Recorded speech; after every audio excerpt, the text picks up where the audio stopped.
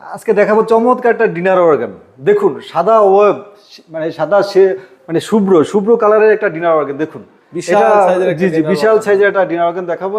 এখানে দেখুন, এখানে এই যে বড় বড় গ্লাসের পাল্লা দেওয়া হয়েছে এবং এটা হলো আপনার ভিতরে 10 মিলি গ্লাস দেওয়া হয়েছে, পিছনে লুকিং গ্লাস দেওয়া হয়েছে। আচ্ছা, এখানে গ্রুপ করে দেওয়া হয়েছে, গ্রুপে গোল্ডেন কালারের কালার রং করা হয়েছে। এখানে এই যে আমরা হাতলগুলো ব্যবহার করছি সম্পূর্ণ প্রিমিয়াম কোয়ালিটি, তাই না?